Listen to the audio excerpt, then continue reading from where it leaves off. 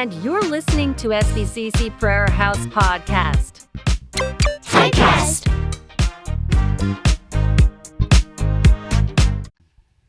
Lingkod ng lahat. Ibig sabihin, walang pinipili. No? Kahit sino, pwedeng maglingkod at kahit sino, pwedeng paglingkuran. Amen? Let us pray muna. Ama naming Diyos, kami po nagpapasalamat sa umagang ito. We pray, O God, na patuloy mo pong baguhin ang aming puso, ang aming kaisipan. Sakupin mo po ang buong kaluluwang ito nang sa ganon, ang iyong salita ay patuloy na tumimo sa aming puso. Hinihiling po namin ang pagkilos mo at patuloy nawa na buksan mo ang aming puso at kaisipan, pangunawa na galing sa iyo ang aming hiling upang sa ganon ay aming pong matanto at aming pong maunawaan ang iyong salita sa umagang ito. We praise you, Lord. In Jesus' name, Amen. Basahin muna natin ng buo. Matthew 25, 20 to 20, 25 to 28. Sabi niya sa 25, verse 25, dahil dito, pinalapit sila ni Jesus at sinabi sa kanila, alam ninyo na ang mga pinuno ng mga hintil ang naghahari sa kanila at ang mga dinadakila ang siyang nasusunod. Hindi ganyan ang dapat umiral sa inyo. Kung nais ninyong maging dakila, dapat kayong maging lingkod. 27. At kung sino man sa inyo ang nagnanais maging una, siya ay dapat maging alipin ninyo. Verse 28, sapagkat maging ang anak ng tao ay naparito hindi upang paglingkuran, kundi upang maglingkod at ialay ang kanyang buhay. Sa ikatutubos ng marami. Yan, praise the Lord. Okay. So, ang pinaka-konteksto po nito, kung iaangat po natin ito ng konti, makikita ho natin kung bakit ho sila pinatawag o bakit ho sila pinalapit ni Jesus Christ. Minsan, ang ating Panginoong Diyos, kapag mayroon siyang gustong ituro sa kanyang mga disipulo at hindi na-caught up, hindi na-catch up, papatawagin sila, ops, hali kayo dito, may sasabihin ako sa inyo. Katulad noong isang balo na nagbigay ng napakaliit na sintimo, no? Tinawag niya sila. Nakikita niyo ba yung mga nagbibigay na yan? Para sa inyo, sino yung pinakadakilang nagbigay diyan? Sino yung mas maraming ibinigay? Diba? Kapag may gustong ituro ang ating Panginoong Diyos sa kanila, tinatawag sila at pinapalapit sila. Ganon din ho ba kayo sa inyong mga bahay, mga kabataan? Kapag may gustong ituro si tatay or si nanay, tinatawagan ba kayo? Pinapalapit ba kayo? Ludin, halika dito anak. Di ba? Tapos pagsasabihan ka, antay, ginawa ka, pa! Di ba? Ganun ba? Di ba? Binagsasabihan, tama ba? Sa mga magulang din naman, no? Ang ating kwanho dito, wag ho tayong kaagad mag-react, no? Kundi palapitin muna natin sila. Pero nanunutan ko yung masikanduming ng saman, pasing gadantok, malamlambing, Noel, kadyala, kanto to na, may balawot to, jadjabunag. Nakakasagana, pak! Diba? Kasagana, oh? So, gustong ituro ng ating Panginoong Diyos yung kung papaano maging isang lingkod ng lahat. Walang pinipili. No? Kung babasahin mo natin, kasi ito yung nangyari. Sa verse 20, sa pinakataas po nito, lumapit kay Jesus ang asawa ni Zebedeo. Yan. Paki-flash nga, Kuya Renz. Okay. Verse 20, lumapit kay Jesus ang asawa ni Zebedeo. Sino yung lumapit? Asawa ni Zebedeo kasama ang dalawa niyang anak na lalaki. At ang asawang ito ni Zebedeo ay may request. Lumuhod siya sa harapan ni Jesus upang sabihin ang kanyang kahilingan.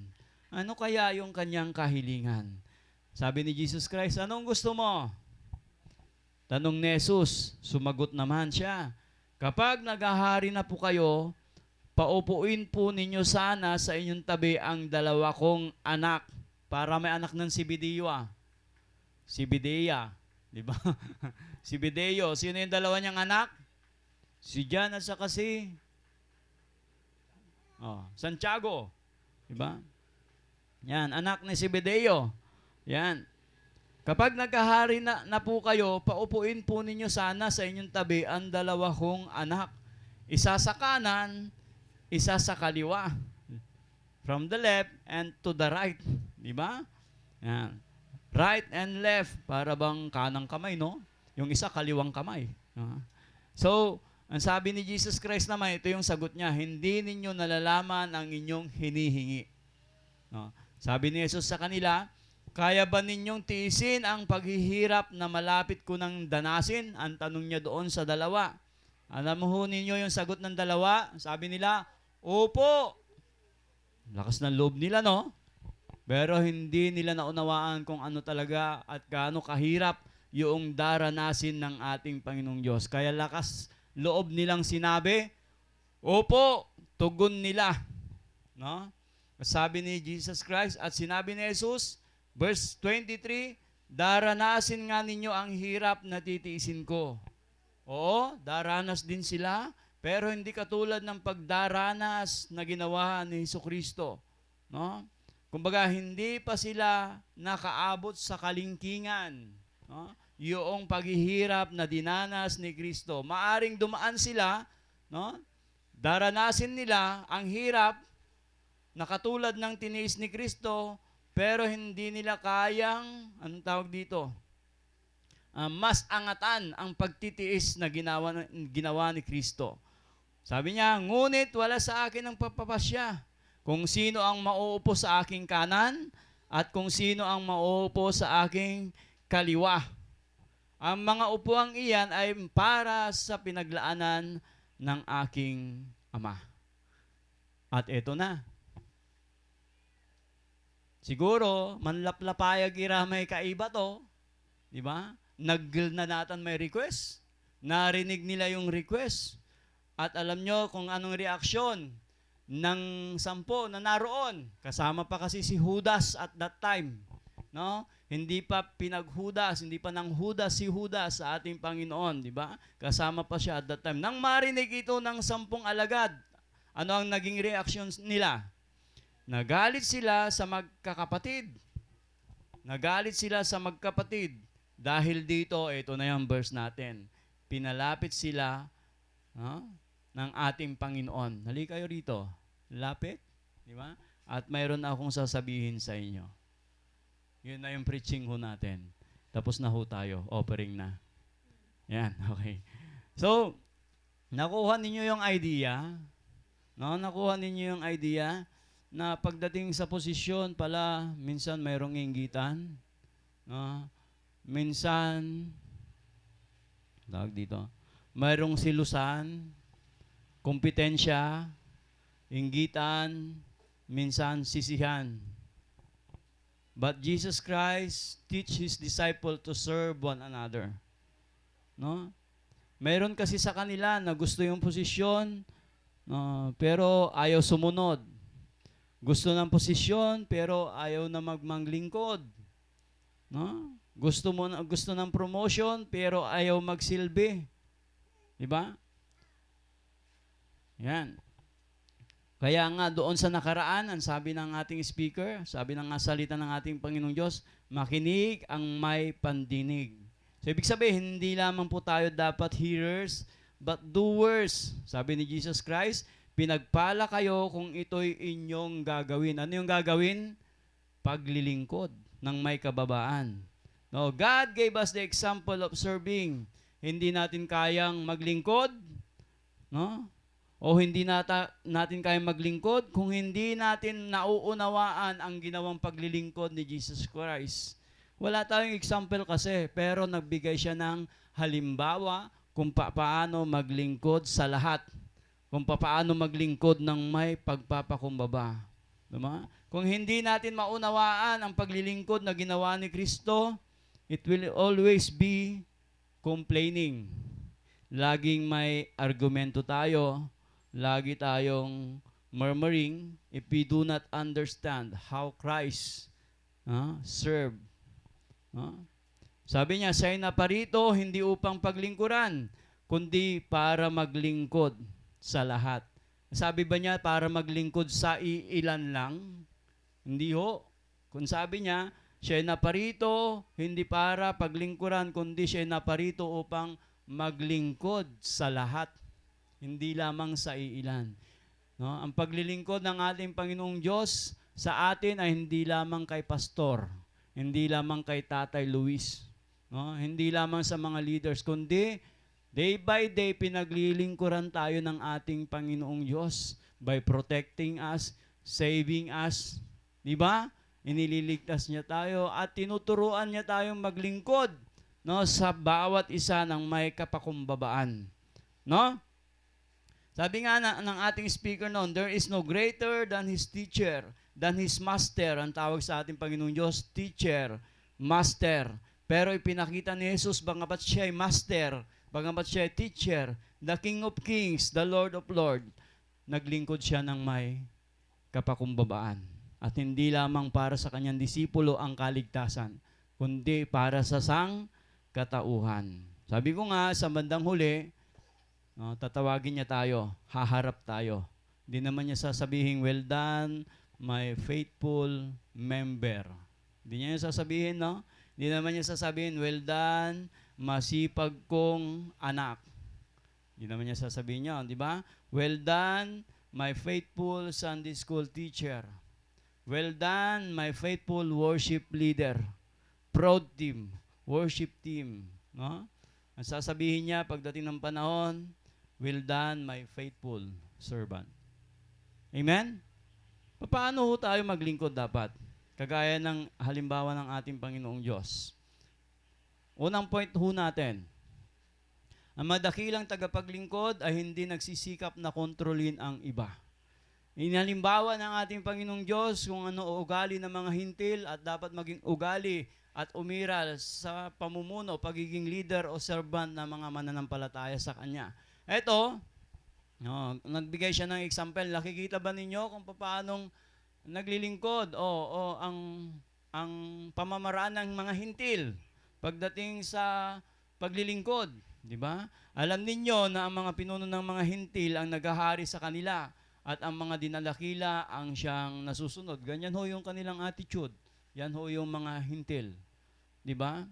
So, ang trabaho nila, hindi para, kahit na sila ay boss, ang trabaho nila dapat ay asikasuhin yung kanilang nasasakupan, but they are controlling. No?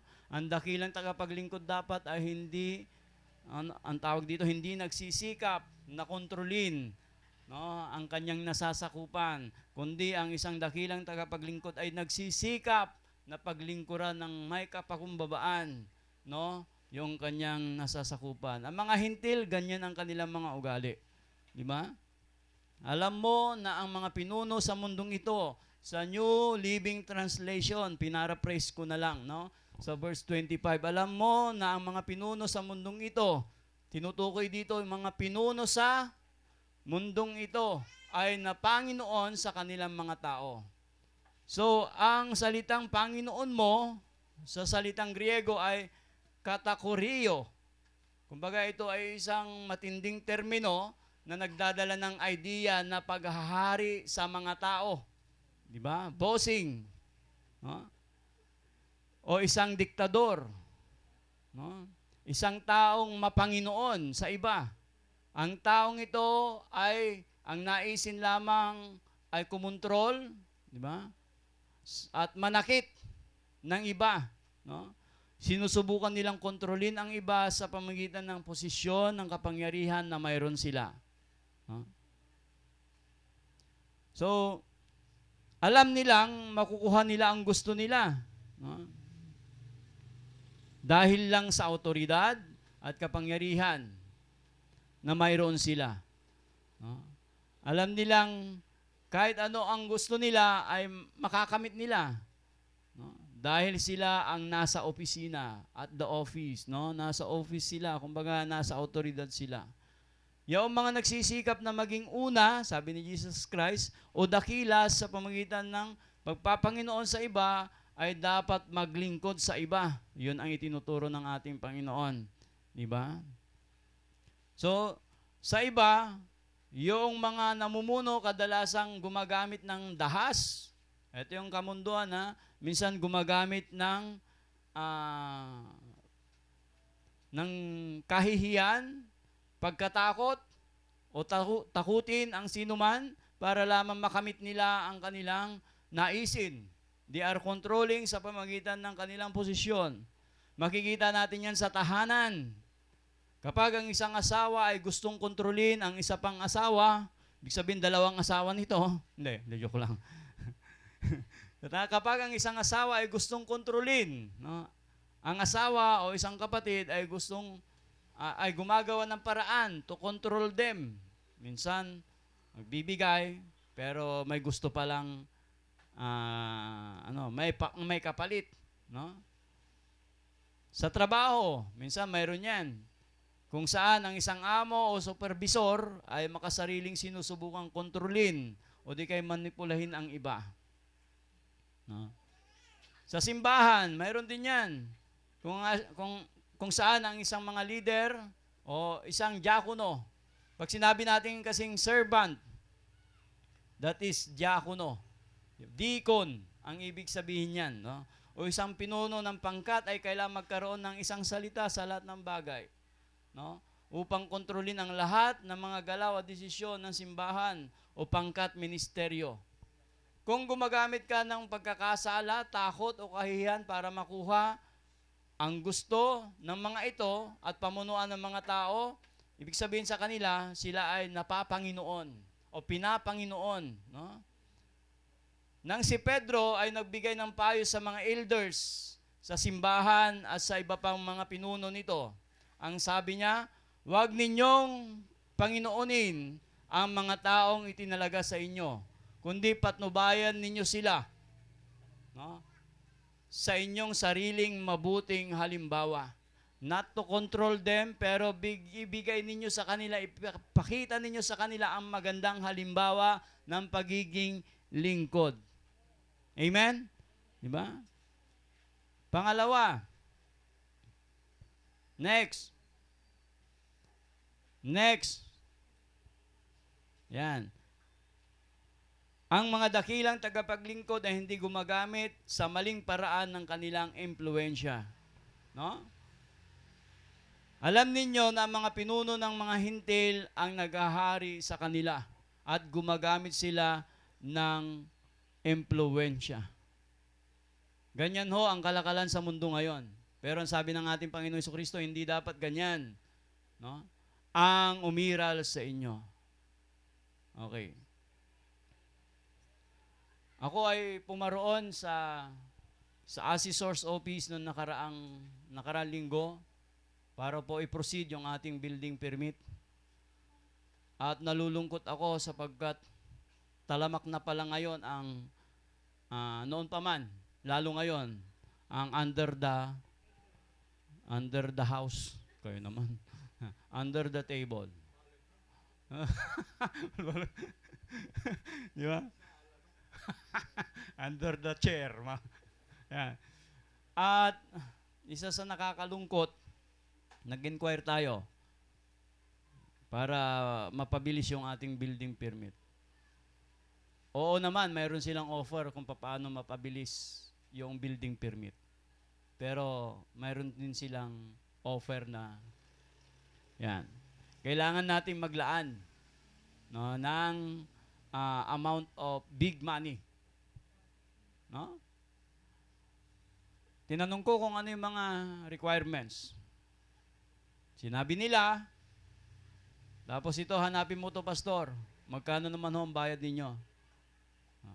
Just a few weeks siguro, kung yun ay ating tinanggap, mayroon na tayong building permit at pwede nang magpatayo. Pero simbahan ho ito. Tama? Hindi ho tayo lalagay, no, o kukuha o tatanggap ng isang illegal na gawain. Tama? Hindi palakasan ho. Amen? No? So, ang nangyari, pastor gave us 40,000 to 50,000. Prepare. Ha? Wala ka nang problemahin, pastor. Sa amin na lahat. Pero yung sa amin na lahat, hahanap pa pala ako ng mga requirements. At sandamakmak na requirements. Ako ba maghahanap dyan? Magbibigay ng halimbawa ng 40 to 50. Yes, Pastor. Okay. Yeah. Dahil sa ating panalangin, no? Dahil sa ating tuloy-tuloy na pananalangin, no? Patungkol diyan, God gave us wisdom. Sabi ko, hindi ako uuwi na ganito lang ang aking nalaman. Punta ako sa Dar, mismo na sa Dar. Praise the Lord sapagkat nawala-wala ako, no?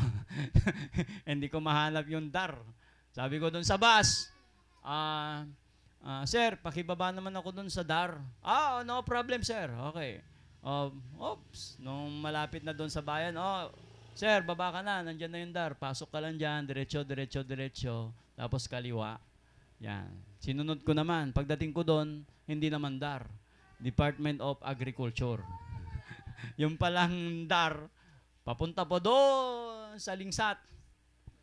Di ba? Yung padaan sa Lingsat. Kaya ang sabi ko, nako, layo naman pala. Sumakay ako ng tricycle, inikot-ikot pa ako. Yung kasi one way. Walang lusutan, hindi ka pwedeng makalusot. Pagdating ko doon, nananalangin tayo. No? Kasi ang sabi niya, pray always. Pray without ceasing. No? Ang sabi ko, ma'am, mag-a-apply po ako para sa building permit. At sa conversion, para makakuha po kami ng building permit. Ang sabi niya, sige sir, tatawagan ko muna si boss. Boss, mayroong tao rito, nais niya na mag-apply para sa land conversion. Kasi i-convert ho natin yon. No, agricultural yon at hindi natin pwedeng tayuan ng institutional. Kailangan mabago yung kanyang, kumbaga, posisyon. Diba? Ma-convert siya. Ang sabi niya, at naririnig ko, ay, church ba yan? Opo. Kasi ang nakalagay doon ho sa tax namin ay SP. Pag SP pala, no, hindi sobrang pangit, SP, ibig sabihin ng special project. SP, yan. Sabi niya, ay, walang magiging maraming requirements yan. At wala kayong babayaran, sir. Yun nyo? Praise the Lord. Palakpakan natin ang ating Panginoon. Wala kayong babayaran, sir. Sabi niya, basta ito, 3 lang yung kailangan ninyo.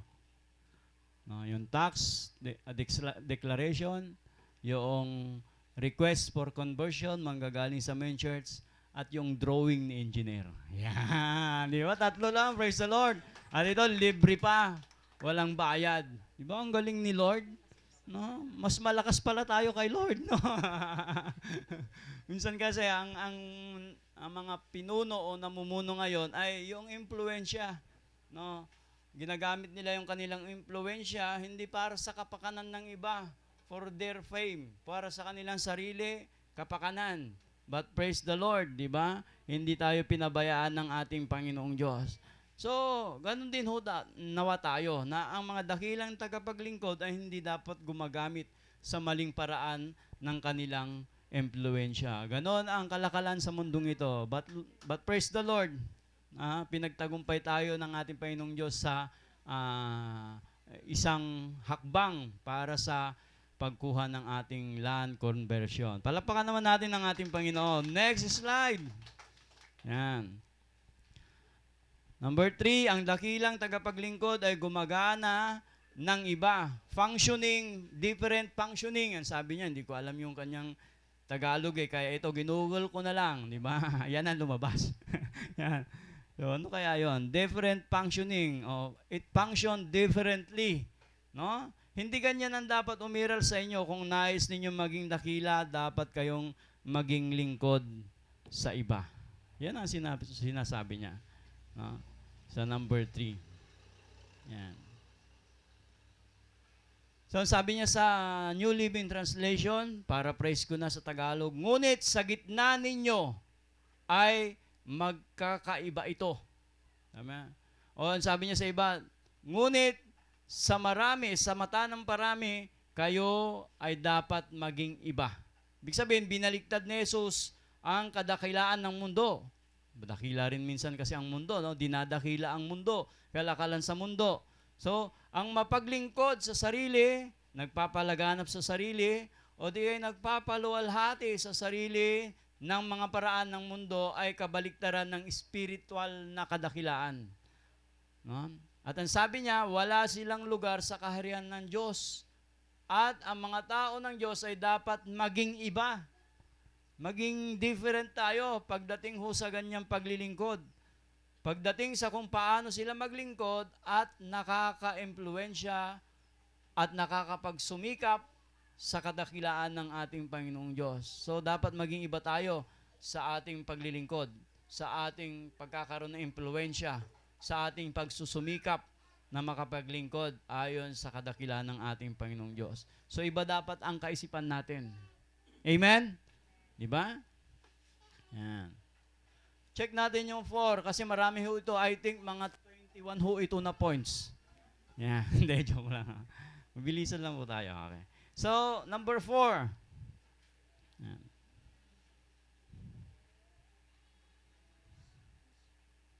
Okay, sorry. So, number 4, ang mga dakilang lingkod ay hindi dapat makasarili. Yan ho di ba? Hindi sinasabi ho na, yan. Hindi ho dapat makasarili ang isang dakilang lingkod. Yan na yung dapat maging kaisipan ng isang nagnanais na maging lingkod, no? O servant. Yan ang sinasabi niya. No. Ang sino mang gusto maging pinuno sa inyo ay dapat na maging lingkod ninyo. Ang ganitong uri ng pamumuno at kadakilaan ay kalugod-lugod sa Diyos. No? Sapagkat ito ay mapagpakumbaba at mapagbigay sa sarili kaysa mapagmataas at mapagsilbi sa sarili, di ba? So, ito yung paraan, no? Ito yung daan tungo sa kadakilaan. No? Yung maglingkod ho tayo ng selfless, hindi ho selfish. Yan. Ito yung daan.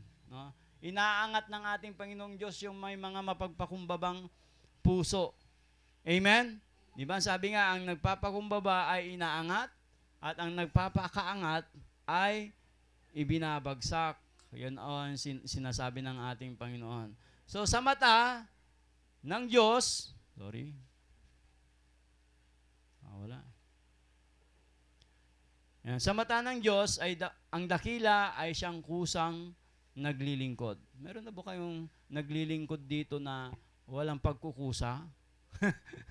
Di ba? Ang isang lingkod, may pagkukusang maglingkod yan. No? Nawala aningning yun, dutak, ditad silungan nyo, ang lingkod, nagkukusa yan. Ay, dukdukong ko palaya, tapi ano adlaman linis, iramay ken. Di ba? Nawala aningning yun, dutak, yakakin, dita na, ops, isinop ko palaya. Di ba? Kumbaga, aware ang isang lingkod. Di ba? Ang isang dakilang lingkod ay aware sa kanyang kapaligiran. No? Kusa itong naglilingkod. Kumbaga, kusang kumikilos ito.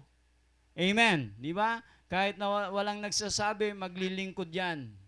No? Kapag may nakita siya na kailangan gawin, hindi na siya nagtatawag. Ginagawa na niya. Amen.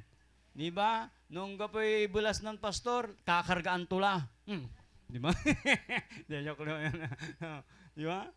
Nung naning tundakal na kinawan, di manay, at itiwa kabaso, tanan inuman at simba, at la kailangan na, oy, kadya man kinaw kayo, hindi la. Nanang imay tutuan man si sirbe, yaman kusala. Di ba? Oh. Ingat sa ramay wadyad lubay.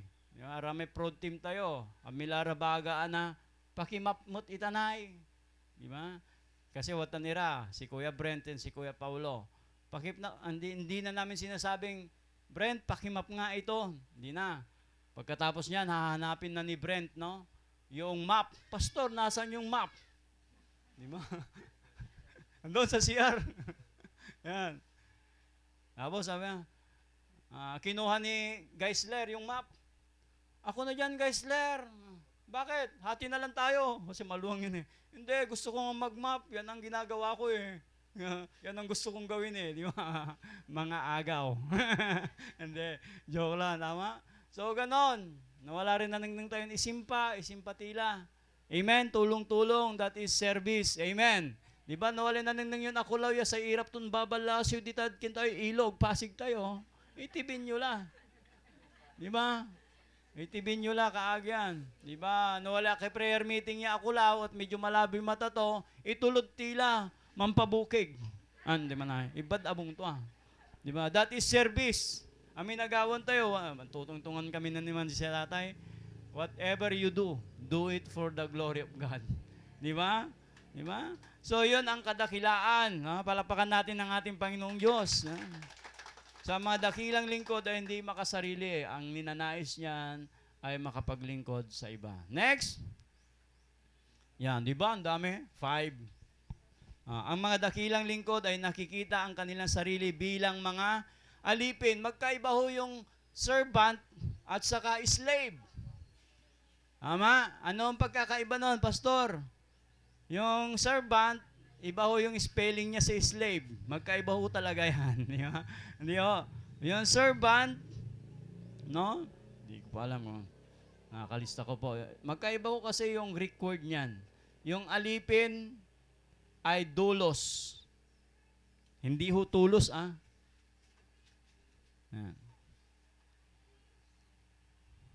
Yan. Tignan natin mamaya.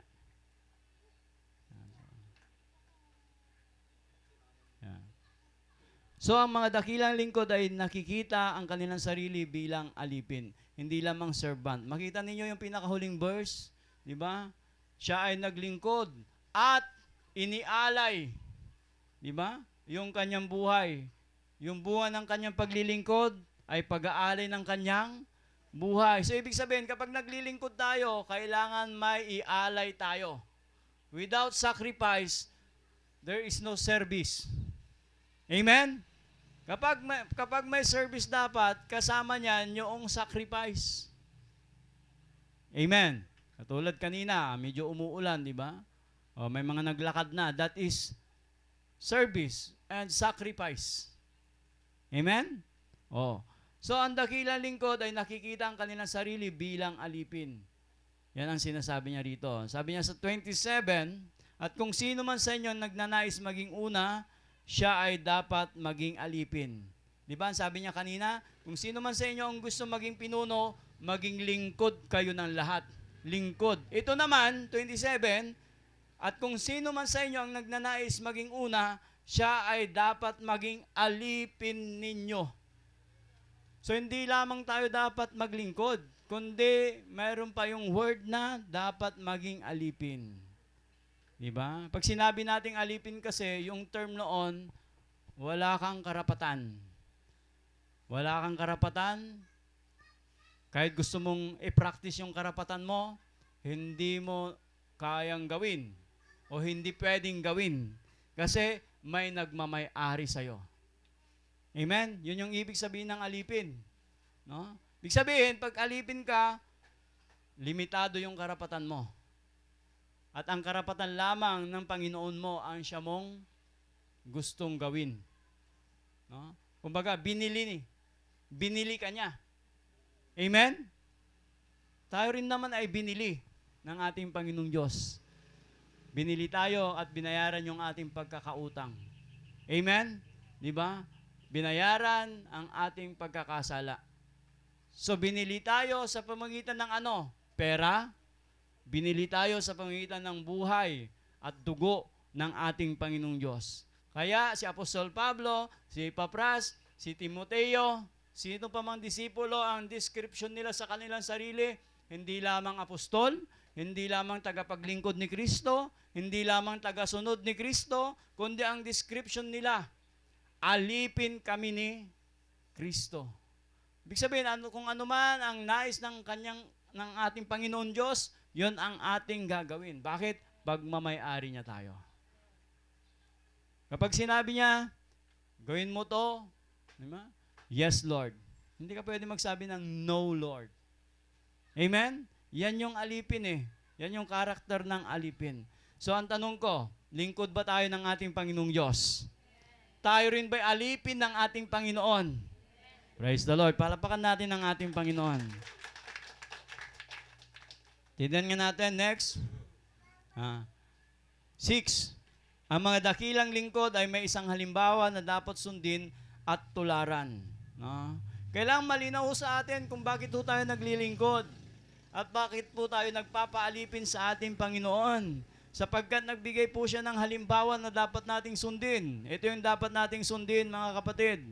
Diba? Sapagkat maging ang anak ng tao ay naparito hindi upang paglingkuran, kundi upang maglingkod at ialay ang kanyang buhay sa ikatutubos ng marami. Yun yung halimbawa natin. Si Kristo na mismo ang nagbigay ng halimbawa. Di ba? Yan. Nung nasa Bible school ako, expecting na talagang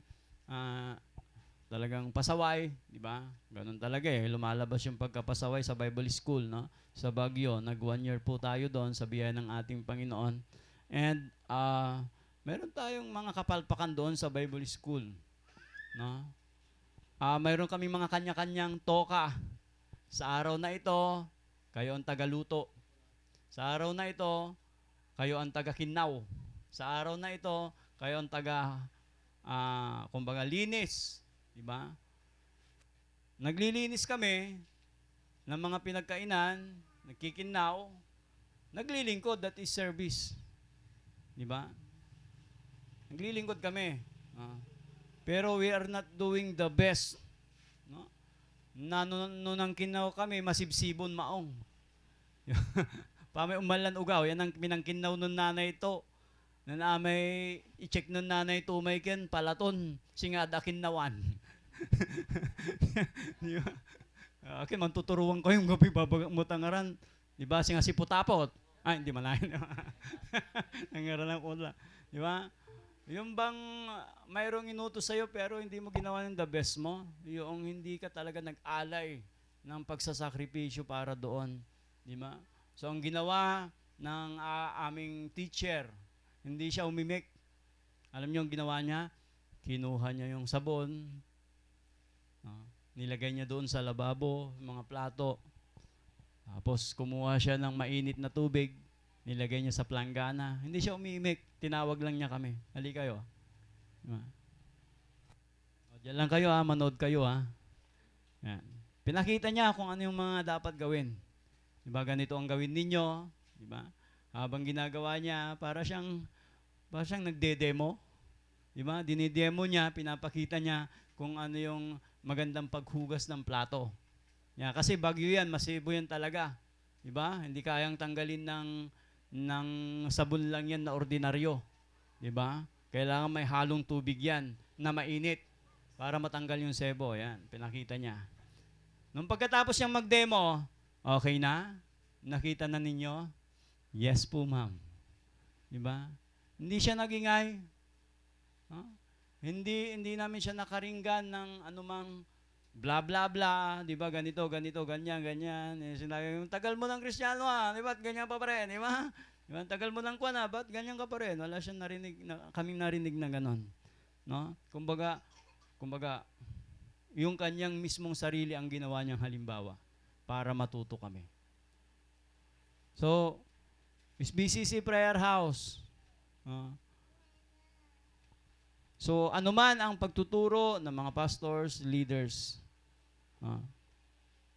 sa atin, ay responsibilidad ho ng mga leaders and pastors yan. Hindi ho namin alam kung nagiging mabuting halimbawa po kami sa inyo. Hindi po kami nakakaalam yan. But we are trying our best sa biyaya ng ating Panginoong Diyos na kaming mga leaders and pastors, core group sa iglesyang ito, ay pinapakita namin yung the best namin na mabuting halimbawa. At kayo lang makakapag-evaluate niyan. Sabi nga ni Tatay, sabihin ninyo sa amin kung mayroon kaming pwedeng i-evaluate sa aming sarili. Kasi open tayo rito. Tama? Diba? Hindi namin alam kung from 1 to 10, saan kami diyan.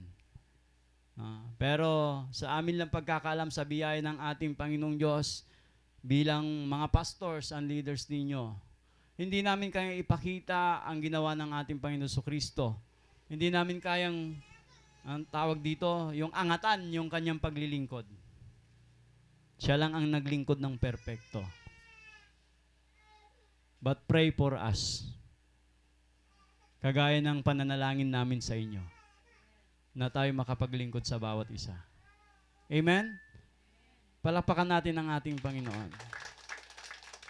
So, tandaan natin, ang responsibilidad namin mga pastor at mga leaders ay hindi lamang kayo'y pakainin. Ano man pagkain yan, no? At pagsilbihan. Kayo habang buhay.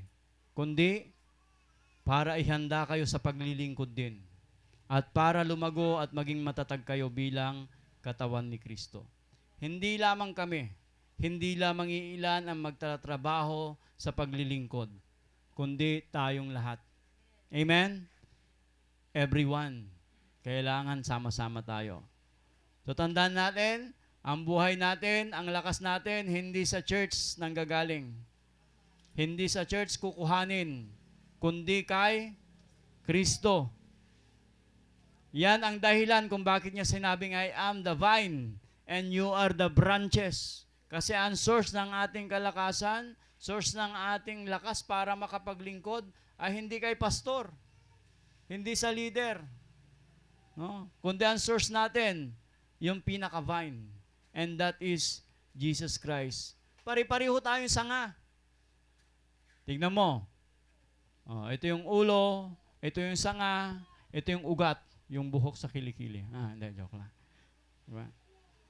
He is the head of the body.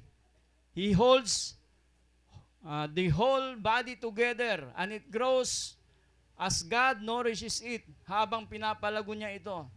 At dahil sa pag-aalaga sa atin ng ating Panginoon, inalagaan din natin ang isa't isa. We don't just receive, we also give. Amen? Kasi that is a part of service. Naglingkod at nagbigay. Ano yung binigay niya? Yung kanyang buhay. Inialay niya ang kanyang buhay para sa ikatutubos ng marami. At dahil sa pag-aalaga sa atin ng ating Panginoong Diyos, we don't receive, but we give also. So, ibig sabihin, nilagay tayo ni Jesus sa iglesia upang, hindi lamang upang paglingkuran, kundi upang maglingkod sa bawat isa kagaya niya. Amen. Bawat isa'y parte ng katawan. Kaya gawin natin ang bawat parte natin sa katawan ni Kristo para matulungan ang bawat iglesia. Who is the church? We are the church. Amen? Gusto ni Jesus na bawat isang tagasunod niya ay mamuhay bilang servant and slave. Ang isang tagasunod ni Jesus ay siyang sumusunod kay Jesus. No? Binabago ni Jesus para hindi maging makasarili, kundi maglingkod sa iba. At ibinibigay ang buhay para sa misyon ni Jesus na hindi mangyayari hanggat wala kang servant heart. Amen? Diba? Enjoy the serving. Diba? Enjoy the service.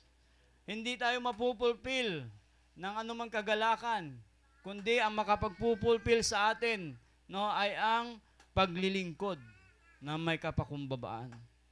Amen. Tandaan natin, we are not only a servant, but we are more than a servant. We are slave. Amen? Palapakan natin ang ating Panginoon. Tayo manalangin. Ama naming Diyos, kami po'y nagpapasalamat sa iyo. Thank you po sa aral, sa lesson na amin pong natutunan sa umagang ito. We are not only a servant, but kami rin po ay slave. Alipin, Panginoong Diyos. Na walang ibang nais kundi ang kalooban mo. Na walang ibang nais kundi ang iyong nais sa aming buhay. Lord, thank you for the opportunity sa pagkakataon na mapag-aralan po namin kung ano po ang aming katayuan.